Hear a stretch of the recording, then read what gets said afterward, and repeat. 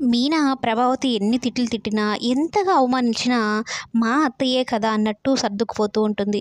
కానీ ప్రభావతి మాత్రం మీనా విషయంలో అలా కాదు. ఇక మీనా ఏమో చక్కగా వంట చేసి అత్తయ్యకి, మావయ్యకి వడ్డిస్తూ ఉంటుంది. సత్యం అయితే ఒక్క ముద్ద నోట్లో పెట్టుకొని, "అబ్బా! ఎంత కమ్మగా ఉందమ్మా కూర.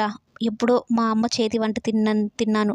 ఇప్పుడు అదే రుచిని నీ చేతుల్లో చూస్తున్నానని" అయితే చెప్తూ ఉంటే ప్రభావతికి విపరీతమైన కోపం వస్తూ ఉంటుంది. ఇన్ని రోజులు నా వంట బాలేదనే కదా అర్థం. ఆమెను పొగుడుతున్నాడంటే అంతగా పొగడాల్సిన అవసరం ఏముందో ఆ కూరలో అనైతే చెప్తూ, "అమ్మ నాకు గూడా ఒక రొంత వెయ్యి" అనైతే చెప్పి వేయించుకుంటుంది. ఒక ముద్ద నోట్లో పెట్టుకోగానే ప్రభావతికి కూడా తెగ నచ్చేస్తుంది. ఈ పూల పిల్ల ఇంత రుచిగా చేస్తుందా వంట? పూలమ్ముకోవడానికే సరిపోదు వాళ్ళకి సమయం. అటువంటిది ఇంత చక్కగా వంట చేసిందే.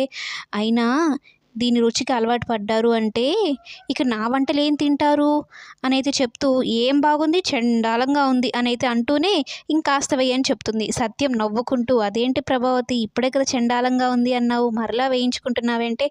"అదేంటండి భలే చెప్తారు, వేస్ట్ అయిపోదు. ఎంత చెత్తగా ఉన్నా, చెండాలంగా ఉన్నా తినాల్సిందే కదా, వేస్ట్ ఎలా చేస్తాము" అనేది చెప్తూ మొత్తం అన్నాన్ని మీనాకు కూడా మిగల్చకుండా పప్పేసుకొని చక్కగా తినేస్తుంది. మీనా అంత చక్కగా వంట చేస్తే రుచిగా ఉంది అని చెప్పకపోగా, బాగుంది అని చెప్పడానికి అహం అయితే అడ్డం వస్తుంది ప్రభావతికి. ఆ అహంకారంతోనే మీనాని "ఏం బాలేదు, నీ స్థాయికి, మా స్థాయికి" అన్నట్టు భేదం చేసి చూపిస్తూ మాట్లాడుతూ ఉంటుంది మీనా విషయంలో